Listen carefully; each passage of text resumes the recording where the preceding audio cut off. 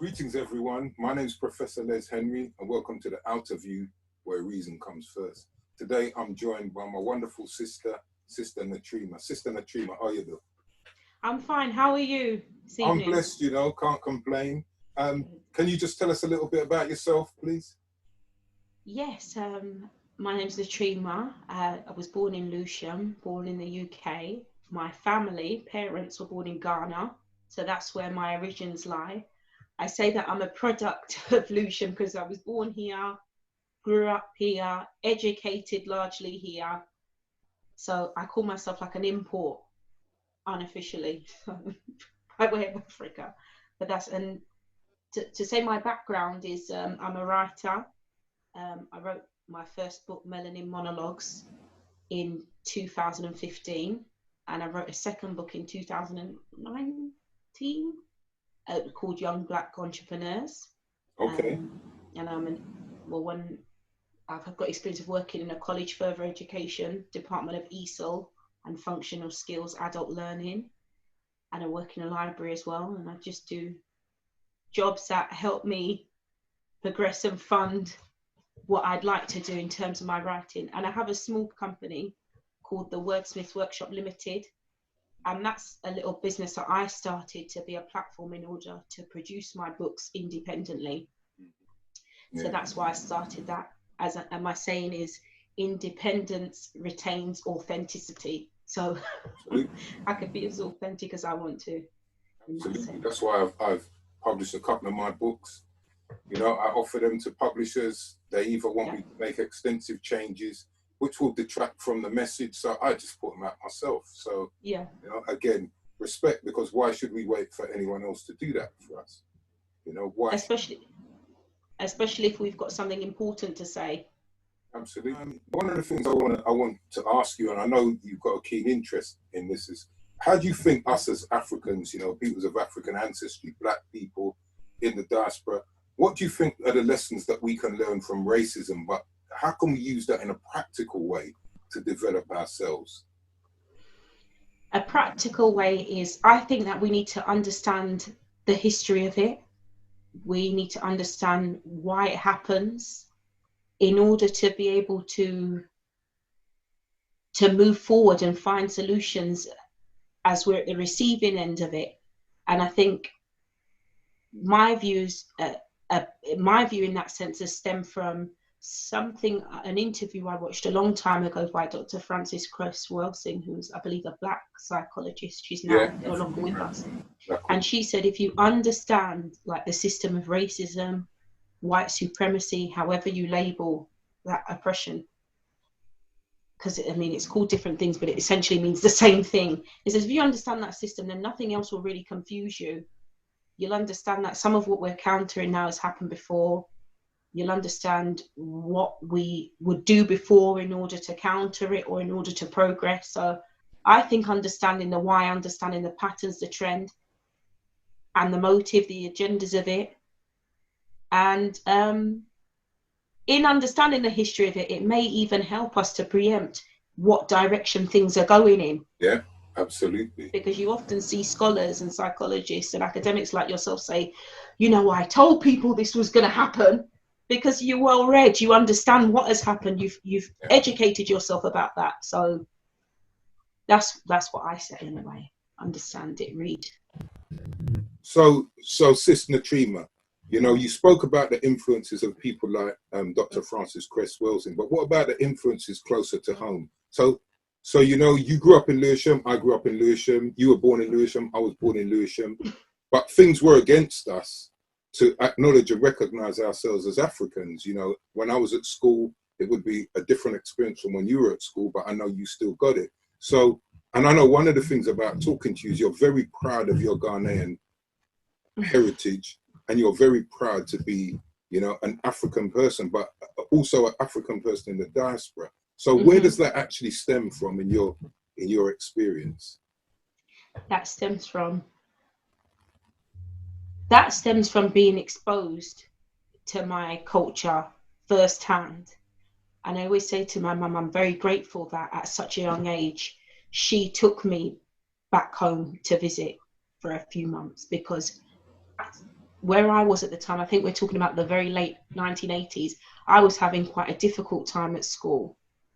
And I'm not proud to say that it was from some of my fellow black students, and I'm not pointing the finger and blame, I'm just saying as an observation. You're being honest, and it's the history.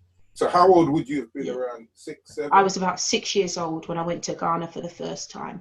And by then I'd been at school for about 2 years, and I'd encountered a lot of bullying about my skin tone, about having such a distinctive African surname, and about being African, about being a black African person. And, you know, it was things like, if we watched a documentary at school, the African in a mud hut. In our books, it was the African with the swollen belly. And that is a perspective of Africa, but it's only one perspective of a continent with over 50 countries in it, you know? Yeah, absolutely. So going back to Ghana and seeing firsthand, seeing people live in huge amounts, vast amounts of land, educated, dignified, clean, presentable, beautiful people. And that changed my whole view. So I went from school to feeling quite embarrassed about being African, to then making that transition to feeling proud, but questioning the things I was presented with. So when somebody would say, oh, no, you're an African, or what have you, or, you know, Africans, you clean batter, you do this. I was like, well, Ghana's not really like that. Yeah. I'm telling you, oh, no, it's not really. But I mean, it was liberating for me. I understood that, and it wasn't my responsibility to make them understand that. But that was enlightening for me. Yeah. That's a journey you have to make on your own. But that's actually a beautiful point that you make there, you know, and this is what I say to people. It's not incumbent upon you to teach people that. You know, they can come to you with their ignorance, and, you know, most of us went through that. Fortunately, because I've always said my mum and dad were probably Garveyites without knowing it. Because my dad and the experiences he had, and he had to buy a house in 1953 or something like that. Yeah. We always had lodgers. So we had lodgers from every island you could think of in the Caribbean. Cool. We had people from the continent, Nigerians in particular, Nigerian families. So we grew up like that. So we were not allowed to invest in this African Bobo and Small Island, Big Island. We were into none of that, because my dad knew, like many of that generation, we were all in the same boat. White people did. You think white people were going to say, oh, are you from Ghana? Are you from whatever? I remember there was a cricketer, I think he was Bajan, don't beat me if he wasn't, ironically named Marlon Black, who, when he was in Australia with some cricketers, this was in the 90s, he was in Australia with, you know, the West Indian cricket team. They were abused by some Aussie racists. Them run, he stayed. They've literally bust his head open. And in the paper, this is what he said in the paper. I've still got the clip. I still use it. He said, it was unfortunate, a misunderstanding. I think they thought we were African people. That's what he actually said. So to me, to hear someone like you saying, you know, from such a tender age, you realized that when you went home, you saw the good, the bad, the ugly, and the indifferent. And these are the kind of things what they don't want us to understand in the West. So they like to portray Africa as a country. Even the other day, somebody said to me, something, Africa. Yeah, because, you know, in Africa. And I'm like, well, where in Africa? What Africa? You know? Yeah. Would you just say in whatever? No, you're gonna give it a context. But, you know, you're not going to say ethnic cleansing in Europe. You'll say ethnic cleansing in Bosnia or Serbia or wherever. Can I just take a step back and say, and just clarify, when I said it's not your individual's responsibility to teach someone else, what I mean in the context is, it's like the saying, I don't know if you've ever heard it, when the student is ready to learn, the teacher's their peers. Teacher appears, absolutely. Not somebody's responsibility to teach somebody who's not willing to learn. Absolutely. Rather. Yeah. So that's what I mean. I mean, it's exhausting enough to teach somebody who is willing to learn, to make them understand, but they are willing, but they don't really get it. So somebody who's resisting, they'll get the wake up call a bit Well, they did get their Well, way back. All of it. you hope they will, because I'll be honest with you, that's one of the things I got castigated for saying this in a public lecture years ago, and then I heard, you know, Dr. Joy DeGruy-Leary when she was talking about post-traumatic slave syndrome, and I went to a lecture, I think it was at Euston Square or something, and she went, "I got something to tell you all. Some of you ain't gonna make it." And I remember I turned around to one of the people who critiqued me for saying that, and I goes, "You see, you just have to be honest. Some people aren't going to make it. Some people don't want to make it. Yeah. And you can't force them. You can't force blackness or Africanness on people. Half of my family in Jamaica, if I said to them, right, there's an African rally in down the road, let's go. Menago, after men are African. But if you say there's a black rally, they'll come. Do you know what is interesting? Levels of consciousness. But what's interesting, I visited Jamaica. I've been there once in 2012, and I found a lot of the Jamaicans I encountered on the island embrace their African heritage. Because it's shifting. It's shifting. It's shifting. They were. And it depends on where you are and who you're with. Because as I said, I have some family in Jamaica right now who are just about learning that they're African. Especially some of the ones who've never traveled anywhere. Because you see what it is, and you can't really blame them, because that they're getting is what they get through the TV. Especially if they're not privy to or can't be bothered to read around stuff. So what they will do is get these misrepresentations. And you've traveled, I've traveled. You see how as Africans we're represented on this planet. And that ties into a conversation that you and I have had on multiple occasions about the importance of understanding history, the history of racism, and about your own culture and identity alongside with that. Is if you don't have that understanding, you become an empty vessel. Things are projected onto you. You learn about it through somebody else. And so get that their is version.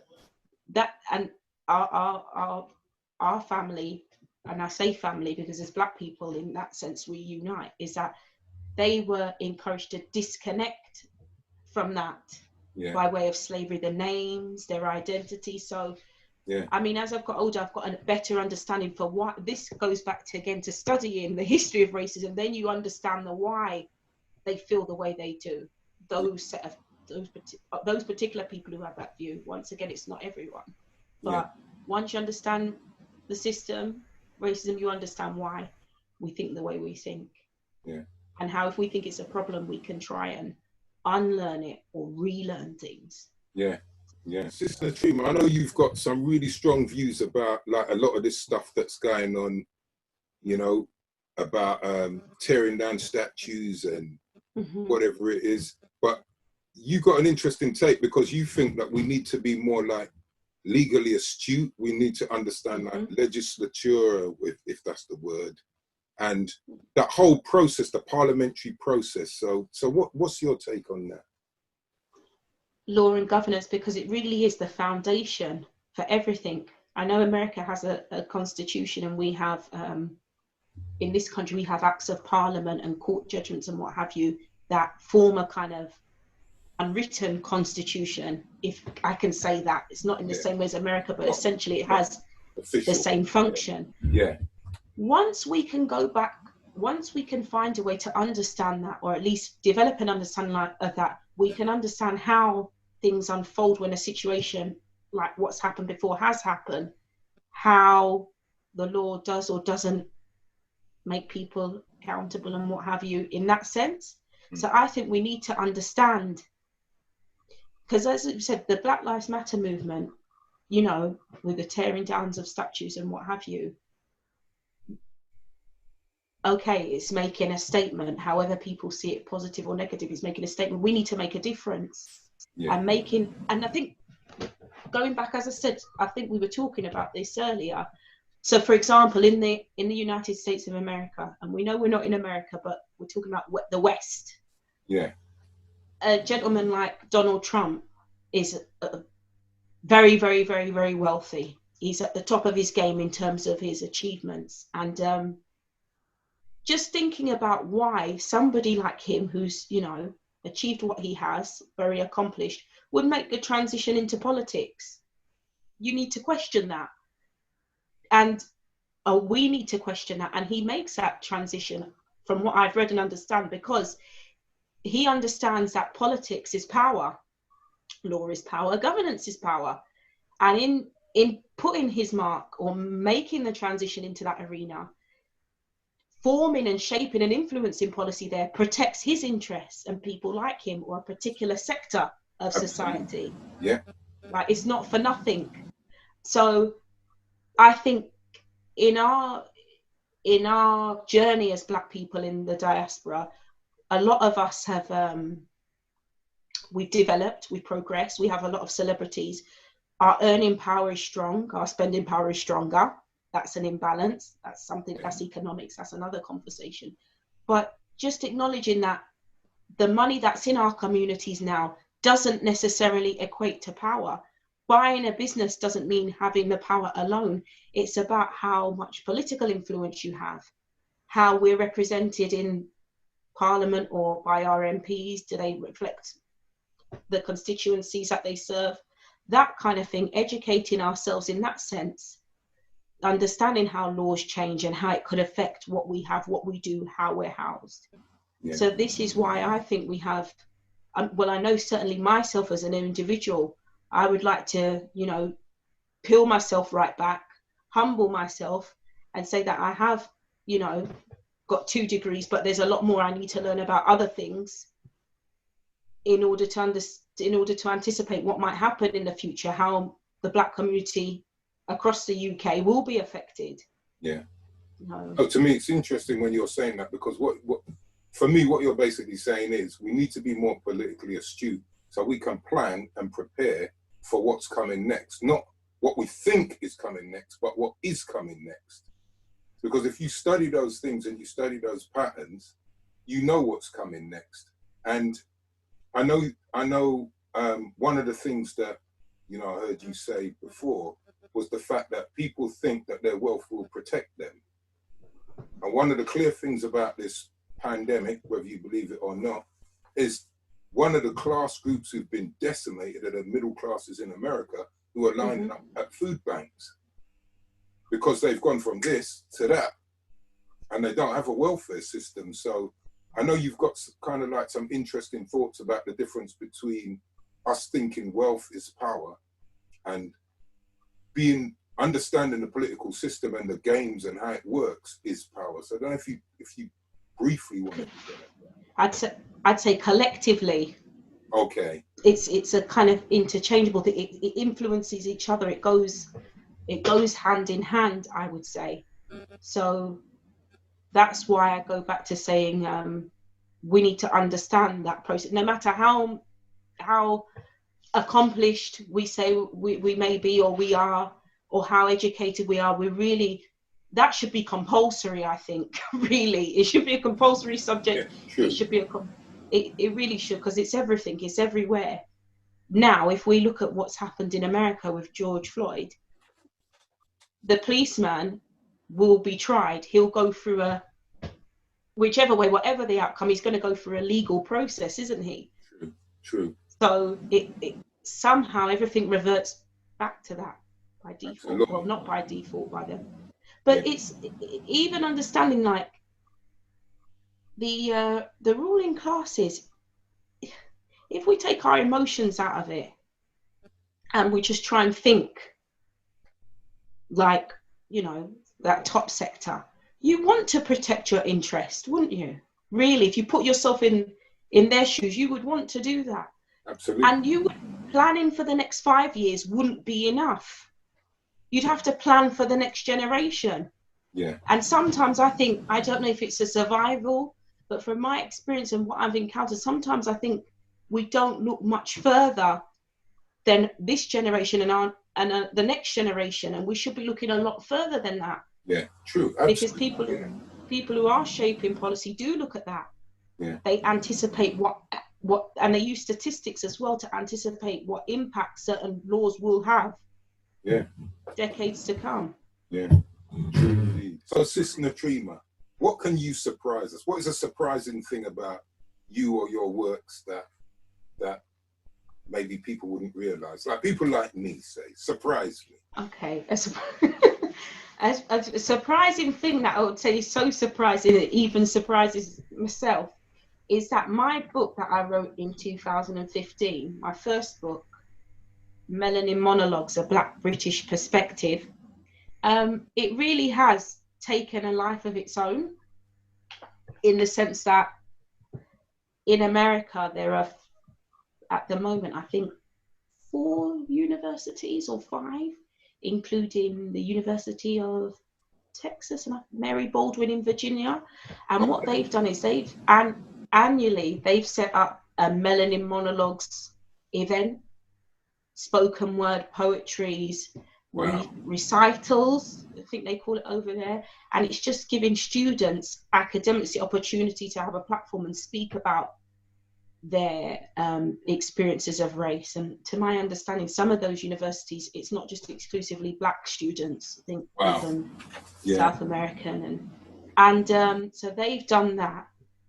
And in America, another lady's written a book with the title Melanin Monologues, but she's called it A Queer Woman's Perspective. So what I'm trying to say is, and I know that the book is, the book is in Sweden, it's gone to South America, it's in Australia, the book is in New Zealand, it's hit my homeland of Ghana. So what I'd say is a surprising thing, that a book that I wrote after being inspired by yourself and being inspired to talk about race from an observational perspective and critical in terms of analysis. It's a brilliant. It's really taken a life of its own. People have embraced it, and it's called A Black British Perspective, but it's gone beyond Britain.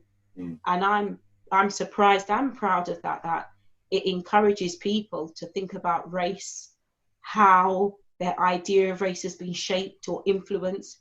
And I said, for me, being Black was prescriptive, because it's my sense of my Blackness is what was projected onto me. This is what Blackness is, and this is how you're going to think about it. So back then I said my race, my identification as a Black woman was prescriptive. It was prescribed to me. This is how you're going to feel about yourself by way of media and education. So that's the surprising thing. It's, the book has a life of its own. What about you said someone had a book, Melanin Monologues, like a queer theory or something? A queer woman's perspective. So did they acknowledge you? Are you acknowledged in that book? The disappointing thing about that lady in Australia is no. There's a surprise. To what I can see, she hasn't acknowledged, which I think is sad, because she's obviously got the concept from me, but we call it teething or plagiarism. It is, but no, it is, and it is. I don't want to say bittersweet, but it's a double-edged sword for me, because I feel it would have been common courtesy to acknowledge where you got the idea from, but then at the same time, when I put this book out there and I spoke to the universe, I said, I want people to think about race. I don't want people to look at what is presented to them in the media and take it just at face value, to really critically think about it. And now words have vibrations. Now it's happening.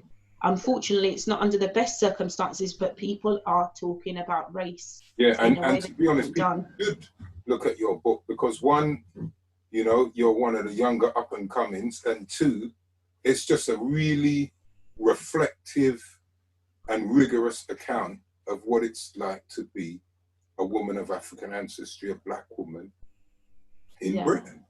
And what you'll see is anybody who can kind of empathize with that experience will be able to do so. So they don't necessarily have to be an African person, because I'll bet you any money loads of indigenous peoples in America will embrace that book, because they understand what that suffering is, and I just think I just say give thanks, because you're one of the few people who will put something out there and it takes on its own dynamic, and that's why you should really give yourself a round of applause, because that is an amazing achievement. Because what it is and you said this to me before, It's ancestral. You're driven. Your ancestors speak through you, and therefore they will speak to others who overstand that ancestral link and connection. We're not self-generated people. You know, that was your works. That's what you blessed us with. And that's why it's taken on its own dynamic, because it's real. But even in writing it, Professor Les, I had to almost second guess myself, because I thought to I've seen instances where we see people in the media who speak about Black issues and speak about Black pride, and they're kind of accused of being militant and what have you. Yeah. And so at first I thought, oh, you know, this is going to be taken the wrong way. And then I had to kind of have a conversation with myself, and my mum had a conversation with me as well. I thought to myself, but it's your story, it's your truth. Absolutely. And that's the bottom line. If you're offended by it, or you feel that it's attacking you, then this is a great opportunity to have a conversation. Why do you feel like it's attacking you? Yeah, yeah. Because I said I went somewhere and I was dressed in a certain way and somebody assumed I didn't speak English. Why would you be offended like that? I didn't say, oh, I hate you. I turned up at the airport and the immigration guy at clearing thought I didn't speak English. I never said that. I just said it was interesting because I came with an African attire. Yeah. So, yeah, you know, see, that's the kind of thing. But to me, that's the beautiful thing about when you're confident and you can be reflexive. That's what it is. You're confident because you know who you are. No one can tell you what you are. Because it's like the beautiful metaphor you used about the empty vessel. Yeah. If the vessel's empty, people can fill it with whatever the hell they want. But if you've already filled it with pride in yourself as an African person, what can they say? And then in some ways you flip the script and you say, well, what is your problem with me celebrating my Africanness? I'm not a threat to you. I'm not saying, you know, you're the devil and you shouldn't be here. Exactly. But why am I so threatening to you? That's the real story. And or what don't you like? And the thing is about this book, and this goes back to what I say about, I don't know if we mentioned this, about people like yourself, Professor Les, are so important. And in your book, I believe it's Whiteness Made Simple. Yeah. What's the other book of yours, Dr. Les, where you're on top of the pyramid in the blue background? That's the Caribbean Reflections, my lyricism, Not the lyricist book. It was Whiteness Made Simple. And you talked about role models. Yeah. And for me, you have been my role model in the last 6 years, because I've seen somebody who looks like me, who's a Black person, who grew up in the same community as me. So this is where my mum and I can't identify with each other, because her community was slightly different. Yeah. And you had low expectations projected onto you at school, and you've been able to excel and break through that ceiling. If I'd met you earlier, my life would be different, because even I talked about in my book, being at school and coming up to my GCSEs and having predictions, and my English teacher sitting me down, he wasn't shouting at me and saying to me, asking me what I want to achieve. I said to him more than a C, because I want to go to university. He said to me, I'd be really, really, really happy if you got a D, Natreema, considering English is your second language. And for me, that was the turning point. I was asleep before that, and then I woke up. Yeah, yeah. And in him saying that to me, if I followed what he felt I would be able to achieve, I would never think it was possible to write a book, or go to Goldsmiths University and get a master's degree, or be enrolled in a PhD program. Yeah. And in that sense, he was my teacher in school, but you and people like you were my teacher in life, in a practical sense. You know, so humbled and give thanks, because I've had great teachers. You know, I've had great teachers. You know, one of mine, Professor Herbert Ekwekwe, peace be upon him, passed last year. Yes. Cleverest human being I ever met. And it only dawned on me when he passed, and I realized he was only 3 years older than me. Mm-hmm. When I met him, I was 25 and he was 28. And the guy he just knew everything. He was exceptional. Everything about everything. And I kid you not, I have never been able to ask him anything that he couldn't address. You could ask him about the most obscure Eastern European political system, and he would tell you. I've never met anyone like that. You know? But Professor Les, he was knowledgeable. We've got a lot of knowledgeable people around us, but he was knowledgeable about things that would help you develop as a person. Absolutely. And that's what counts. Yeah. True indeed. You don't just want somebody who's going to be knowledgeable about what's happening in popular culture to distract us and make us think that, you know, we're accomplished. Yeah. And it took somebody, there's something that gentleman could teach you. He might not have been your English teacher, or what, he might have come later in your life, but there's something he taught you about your ability to do something. There's something he saw in you that you couldn't yet see for yourself. Absolutely. The nail on the head. And we need that in our, and I think it should be compulsory for young Black students to even have mentors, to be honest with you, especially when it comes to self-esteem building. Yeah. Because when you have people who have confidence, present themselves, develop themselves. I was watching a documentary about, I'm going to jump back to the West Indies now. She's an MP. What's her name? Lisa Hanna. It came up on my notifications in Jamaica. And I don't know what she's like politically in that sense, but her confidence. Yeah. She believes she can do anything. She has that confidence, and that accompanies her academic achievements. Because if you don't believe you can do something, you won't even try. You've already failed. Absolutely. So that's where I think, not all, but some of us, older and younger Black people, are lacking in self-esteem and confidence. Yeah. And it goes back to a self of identity and value. Yeah, and it is that, because if you continue to depend on, especially this extremely racist, anti-African, well, they're the ones who introduced this notion of African chattel enslavement and dehuman. Yeah. You know, they're the ones who introduced this notion of African chattel enslavement and dehumanized us. If you're dependent on them for a sense of self as an African person, you're finished. Exactly. Because it's not their job, and it's not their purpose, and it's not in their interest to do that. Because if you look at some of these MPs now, like this one who's on TV who thought Bend the Knee comes from the Game of Thrones, right, you have to really question, what the hell do these people know? What do they know? Because one of the things what I think has happened in this time is people are realizing you cannot equate a so-called posh accent with intellect. No. You cannot equate a posh accent with wisdom. They just don't necessarily go hand in hand. What can you give us to take away? What can Natreema give the people who are watching right now to take away? You've given them a woolly belly full of food already. Now we just want, you know, some yam and banana to go with the planting. Yeah. Well, it sounds very cliche, and it sounds very I think maybe corny, but Black people, we have to be good to each other. We need to be kind to each other. It's hard out there.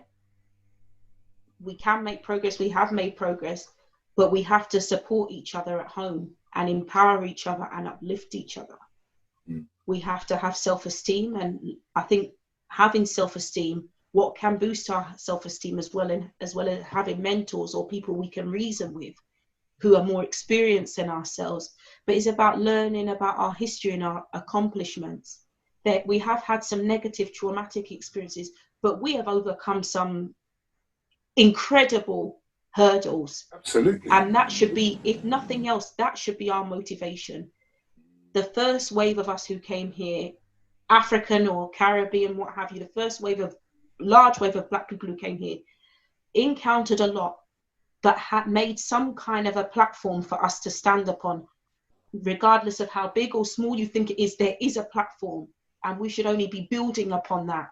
Brilliant. And we have to appreciate what they had up against them at that time, or what they didn't have in their favor. Yeah. And I think that when it comes to being Black, not just educating ourselves about our history, educating yourself about politics, because it's almost like it can give you an idea of where things are going economically, how things are going politically, the powers that be do that. They look at statistics in order to make plans, in order to see how things are venturing.